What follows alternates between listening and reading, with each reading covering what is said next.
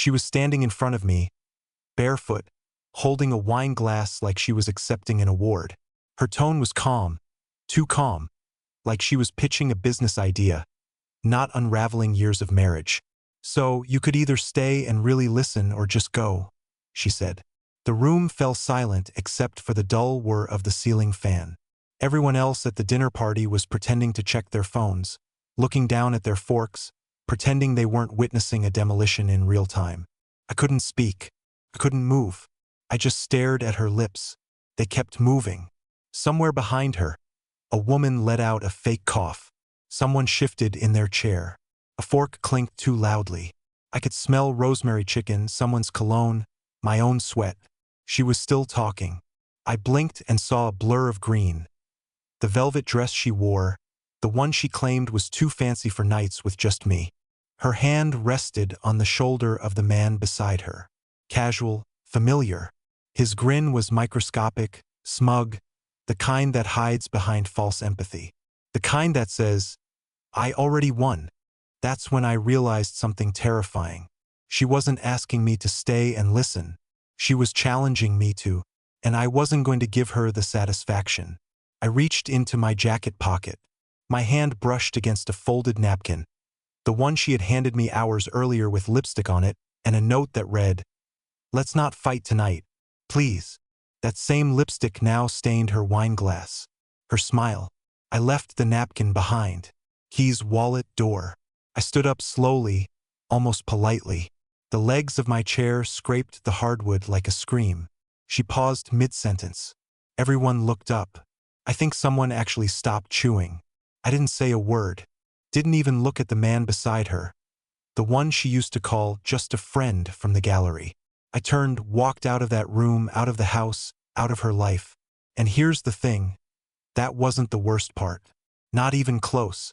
Because what she did after I left, that's what burned everything down for good. I wasn't halfway down the driveway when I heard the sliding glass door open behind me. For a second, I thought she'd followed. That maybe, just maybe, I'd hear her footsteps rushing after me, a tearful wait, or some last-minute apology. But no. Instead, I heard a voice I didn't recognize. Male, nasal, too loud for the mood. Say, "Oh my God, is he actually leaving?" Then a chorus of soft, awkward laughter followed. Not because it was funny, but because some people don't know what else to do when they're uncomfortable. I kept walking. Gravel crunched beneath my shoes, and my chest felt like it was packed with sand. I opened the door to my car, and that's when I heard the click. The unmistakable sound of a phone camera shutter. I turned my head. She was standing on the porch with her arms crossed, holding up her phone, filming me. That was her idea of closure. Not a conversation, not a tear, just a recording of me leaving like I was a moment she wanted to capture and share later with a clever caption. Maybe something like, "When the truth finally breaks him." I sat behind the wheel, hands gripping it too tightly, keys trembling in the ignition slot. I didn't drive off immediately. I looked through the windshield at my own reflection in the glass of the house, just a silhouette with his life shrinking in the rear view before it had even moved. Then her text came in. 3 words. "You chose silence." I didn't answer. I didn't need to, because what she didn't know was that I hadn't just left a dinner party. I had left everything else, too. Our shared bank accounts were already frozen. The lease was transferred to her name days ago. Her just a friend from a gallery? I had more than enough proof now. I'd suspected for weeks.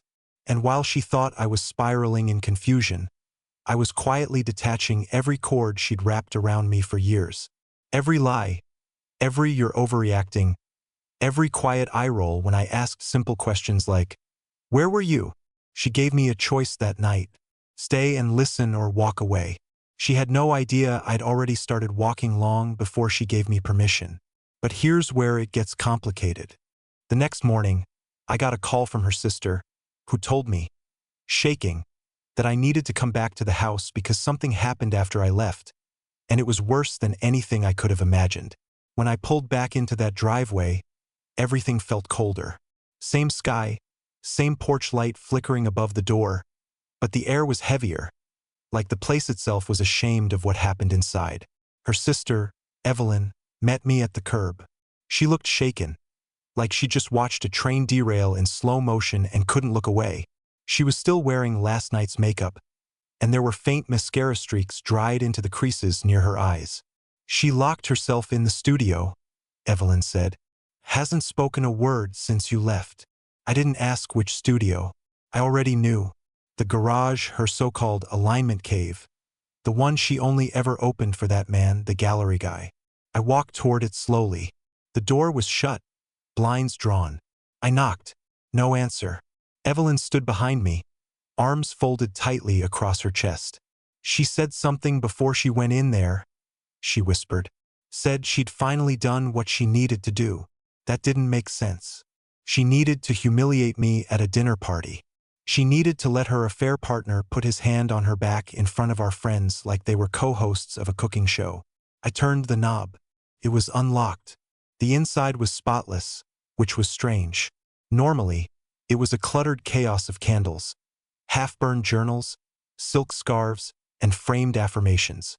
But not this time. This time it looked staged. There was a single chair, a lit candle, and in the middle of the floor, right where you'd have to see it the second you walked in, was a white envelope. No name, just the word, if. I didn't touch it at first. I stared at it like it might explode. Eventually, I picked it up. Inside wasn't a letter. Not exactly. It was a script. That's the only way I can describe it. Like she had written out every word she wanted to say, but didn't. Every phrase was theatrical, meant for an audience. Lines like, I gave you a chance to be free with me. You walked out before I could give you your freedom. Now you'll have to carry the silence. Not me. And at the bottom, if you're reading this, I'm gone. But not where you think. I don't know how long I stood there. Eventually, I turned around and nearly collided with Evelyn. She had crept in behind me. She looked at the letter and whispered, She's been planning something. That's when Evelyn handed me her phone. A photo taken just an hour after I walked out the night before. It showed Bly sitting on that same porch, crying. Not just a tear or two. Full sobs. Knees pulled to her chest. Her makeup was ruined. Her phone was on the ground beside her. And that man, Jared, the one she paraded in front of me, was standing over her, arms folded, smirking. He wasn't comforting her. He was recording her. She didn't even notice. She had no idea. She wasn't just losing me. She was being used, Evelyn whispered. He uploaded it. My stomach dropped. Uploaded what? Everything. The whole party. He set up a GoPro in the corner. You leaving, her reaction, everything. I didn't believe her, not really, until she showed me the channel. Private link, less than 400 views. But the title, Watch the Man Crumble, and his wife too dumb to notice. And the comments, they were laughing at her, calling her desperate, calling me spineless, making jokes about emotional spirituality and open marriages with expiration dates. And then one comment stood out from a user named Canvas Phantom. Wait till part 2 drops. She has no idea what's coming. That's when it hit me. This wasn't just an affair. It was a setup, a performance. And I had walked straight into their show. But I wasn't going to let them write the ending. I didn't sleep that night. I didn't even sit down. I stood in the hallway of my own home, watching the blinking light on the router like it was breathing for me. Evelyn had gone quiet after showing me the video. She stayed downstairs, curled up on the couch, occasionally muttering to herself that none of this felt real. But it was real. Every frame of it, every cruel smirk, every staged moment designed to break me, and worse, to broadcast it. I went to the garage again. The candle had burned down to a stub. The note still lay beside the chair. I reread her words under a flashlight, trying to find some hidden meaning, something I had missed. But no, it was exactly what it seemed. A performance. And then I remembered something. Back at the dinner party, before the choice was given, Jared, the so-called artist from the gallery, had mentioned a new project he was launching. Something about blurring the lines between reality and theater. At the time, I thought it was just pretentious nonsense. But now I was starting to understand. At 4:17 a.m., I logged onto the video site again. The link Evelyn had shown me was still up. Views had jumped. Now over 1,000. Comments were piling in. People dissecting every gesture, every second of my silence, every tear on Bly's cheek like it was an episode of some twisted reality show. I scrolled deeper. Then I saw it. A new thumbnail scheduled for release in 24 hours. Same title format, same channel. But this one had a blurred image of our living room with my old wedding photo in the background. Title, Part 2. When the husband isn't as dumb as she thought. I stared at it for minutes, my heart hammering. They had something else. Something they hadn't shown yet. But what? I clicked the channel name, Canvas Phantom.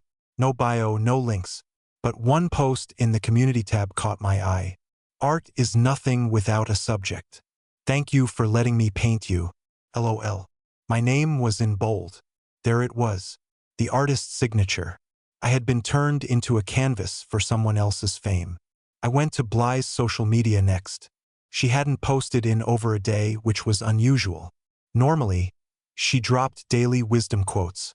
Crystals, moon phases, blurry selfies and sunbeams with captions like, "Soul growth hurts but glows." But now, nothing. Until one new post showed up in her story. Just a black screen with white text. What if the truth isn't mine to tell anymore? I screen captured everything. I didn't know what I was looking for exactly, but I knew I couldn't sit still. So I went back in her studio. I pulled open drawers, boxes, folders. She had dozens of sketches, ideas, notes, most of it gibberish. But in the back of one notebook, behind a taped Polaroid of Jared shirtless, I found a scribbled page titled Performance Timeline. It had dates, times, names, crossed out ideas, scripted moments, including porch argument, dinner reveal, and exit footage slow pan. It wasn't spontaneous. It wasn't emotional. It was produced. And then at the bottom, in red ink, final act. He returns and breaks. They expected me to come back, to explode, to beg, to fall apart on camera, maybe even hit someone. That was the ending they were betting on. But they underestimated one thing. I had already broken. And what comes after the breaking? Control. I went offline for the rest of the day. Turned off my phone, killed the Wi-Fi, unplugged the smart TV. I didn't want to risk blinking and seeing myself again. Paused mid-expression like some idiot icon of modern shame. But even in silence, the pressure didn't lift. My home felt like a booby-trapped museum, every room hiding microphones or lenses. That night, I didn't sleep in a bedroom. Not out of principle, out of instinct. I stayed in the laundry room. Strange, I know, but it's the only room without windows. For walls, no view, no ghosts. At some point before dawn, Evelyn knocked softly on the door. She brought me a blanket and a mug of coffee I didn't ask for. She sat on a dryer and said nothing for a long time, just stared into space. Finally, she asked, "Do you want to know how long it's been going on?" I said, "No." She told me anyway. 5 months, maybe 6. He wasn't just someone from the gallery. He's curated women like her before. That's what he does. Finds someone lost, turns them into something bright, then burns them for art. I didn't know what to say. Evelyn just stared at her hands and whispered, "You're not the first husband he's done this to." I stood. I couldn't hear more. I walked into the hallway and into our living room, and froze, because the screen of Bly's old laptop was glowing. I hadn't touched it. Neither had Evelyn. It wasn't even on before. But now it was open on one window only, a paused video from Jared's channel. Me standing in the studio alone. But here's the thing. I'd never been filmed there. And in this video I was speaking out loud. I clicked play. The fake me stared at the camera with dead eyes and said, "I never loved her the way she wanted. I wanted a pet, not a partner. She was right to find someone else." My jaw locked. My pulse thumped in my ears. I never said any of that. It was me. My voice, my posture, my nervous fidget with a ring I hadn't worn in weeks. But the words were fabricated, glued together from years of home footage, private videos, maybe even recorded phone calls. AI or something else, I don't know. It was me, but it wasn't. And he had uploaded it to the world with one title, "The Confession He'll Never Admit Out Loud." I closed the laptop and backed away from it like it had teeth. That's when Evelyn stepped into the room and said, "They've monetized it." "What?" "Ads. Sponsorships. He's turned this whole thing into a healing series. He's selling journals, workshops. Bly's even listed as a guest speaker for one." I didn't feel rage or even betrayal. I felt hollow, like someone had vacuumed out my identity and left a marionette behind. Until Evelyn said something I'll never forget. "You can't win if you play the role he wrote for you." I looked at her, confused. "He wants you angry, wants you to react, wants the climax to be a meltdown. But what if you don't give him that? What am I supposed to give him?" She smiled for the first time since this began. "Nothing. Not a word, not a text, not a look. You disappear." I thought she meant metaphorically. She didn't, because the next day, she handed me a burner phone, an envelope of cash, and a list of names. People she knew, people who knew Jared, people who had been through similar things. "I already made the calls," she said. "They're waiting." And that's when I realized I wasn't the only canvas Jared had tried to paint. But I might be the first to frame him back. Disappearing isn't easy when your face is trending in someone else's story, especially a version of your face you didn't approve. My name was showing up in weird places, forums I never joined, TikToks of strangers whispering about the husband from that soul video thing. Some of the comments hurt more than I'd like to admit. He's the problem. Emotionally manipulative men always use silence like a weapon. The way he walked out, you could tell he'd been rehearsing the exit for months. Nobody ever considers that maybe silence isn't control. Maybe silence is what you cling to when your voice has already been stolen. But while the internet speculated, I went underground. Evelyn's contact list had a name circled in blue, Melanie Quayle. It came with a note.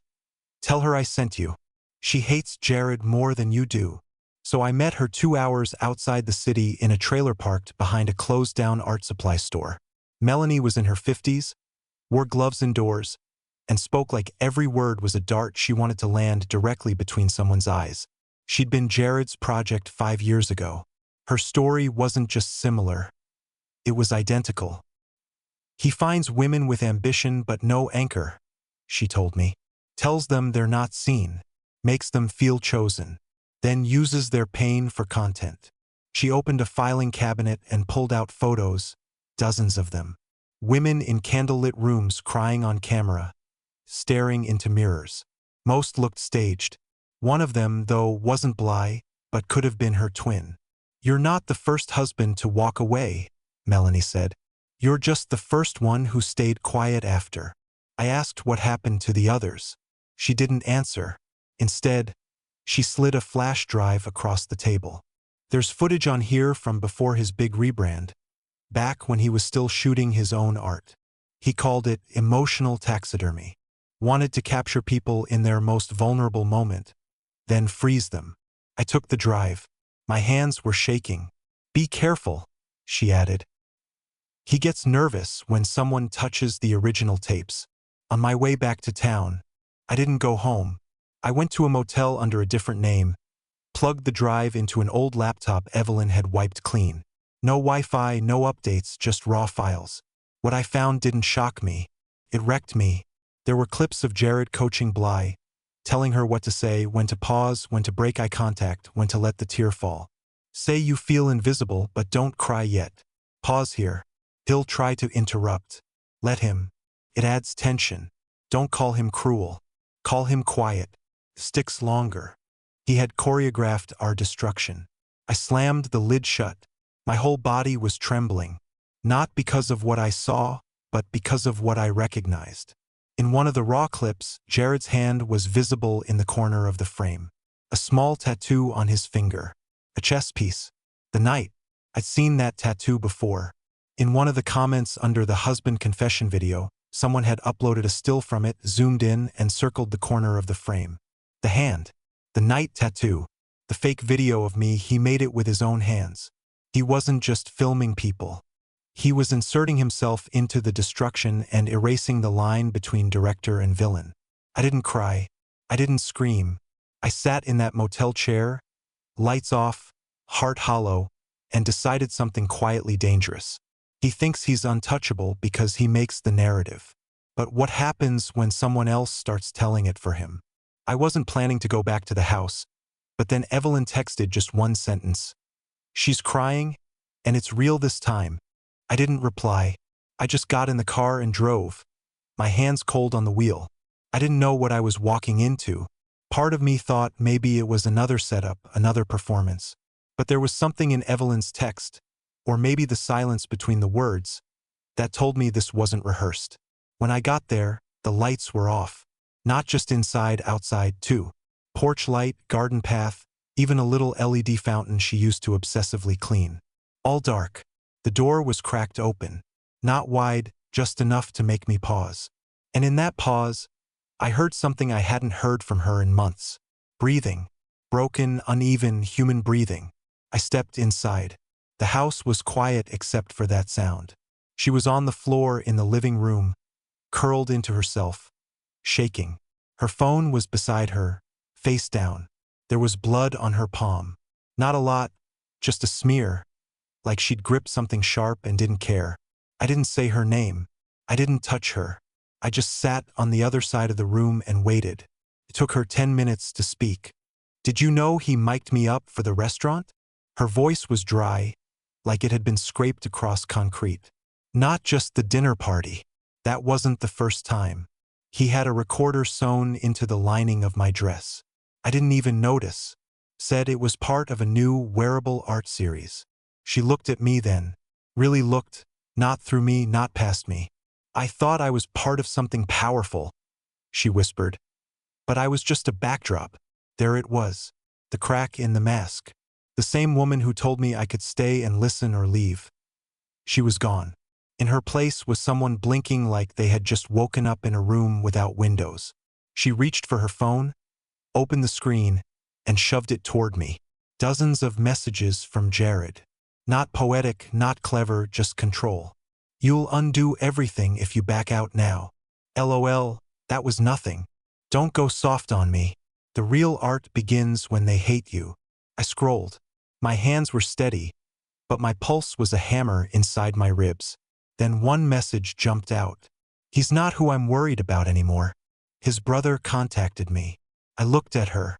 "What does that mean?" She blinked, confused. "You don't have a brother."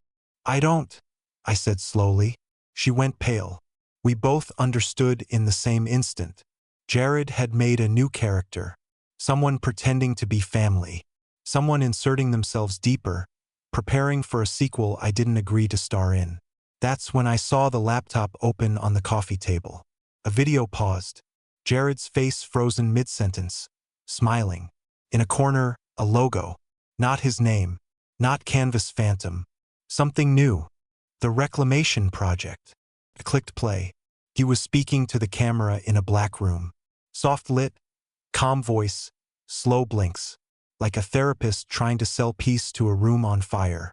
When men don't grieve out loud, they rot in secret.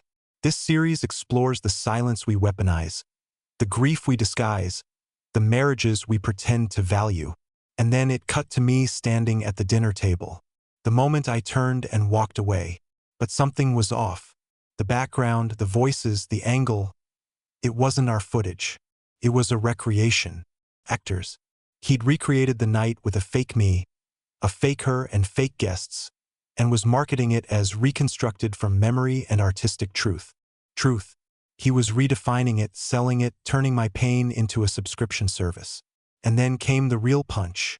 A QR code appeared at the end of the video. I scanned it. It led to a pre-order link. A documentary, limited release, already sold out in New York. Tagline.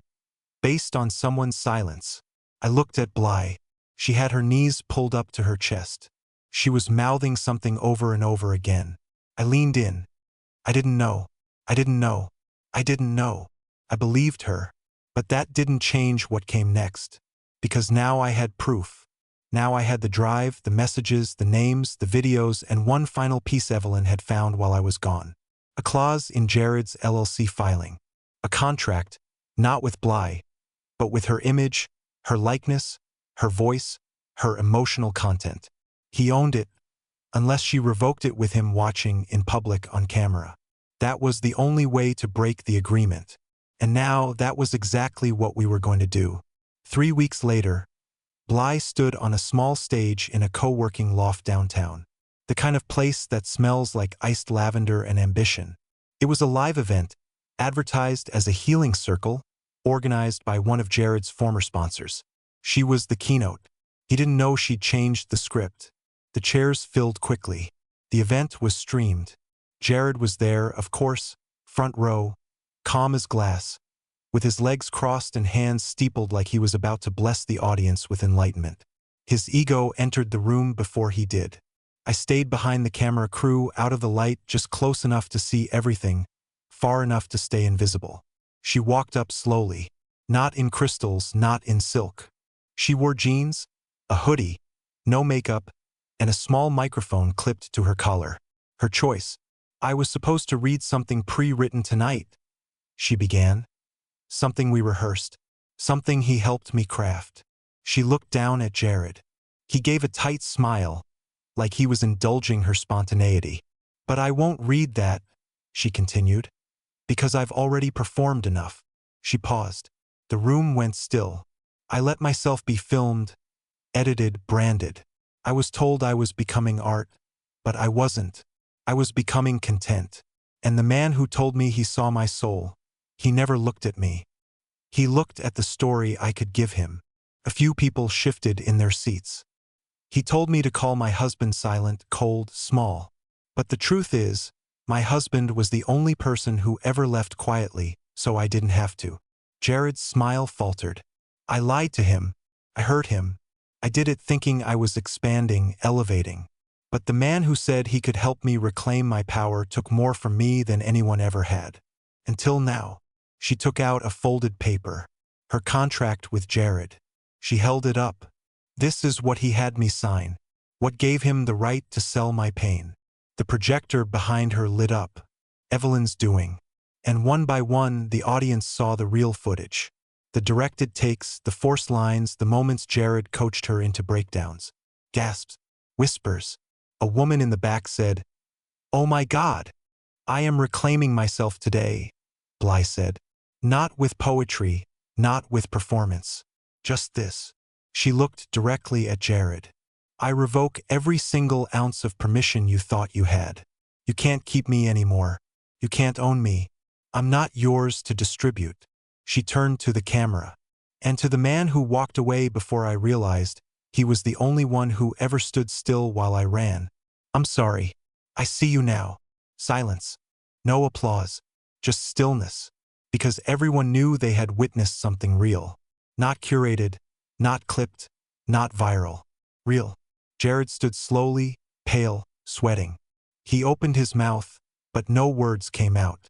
The room wasn't his anymore. The show had ended and he wasn't the director. He was just another name with a brand no one wanted to wear. The fallout came fast. His platform collapsed within a week. Sponsors pulled out. Former subjects came forward with contracts, footage, lawsuits. Bly disappeared from the internet. Deleted everything. She moved in with her sister in Oregon. Went back to school for counseling. We didn't talk much those first few months. A few texts, a handwritten note. She never asked for forgiveness. She just asked for quiet. So I gave it to her. But something strange happened after the dust settled. I found myself one day walking through an art exhibit. Small, local, mostly anonymous works. On the back wall was a piece that stopped me cold. A framed photo of a man walking out a door. Title underneath, "Choosing Himself." No artist listed. But I knew. And for the first time in months I smiled. Not because I'd been vindicated or proven right, but because the story didn't belong to him anymore. It belonged to me,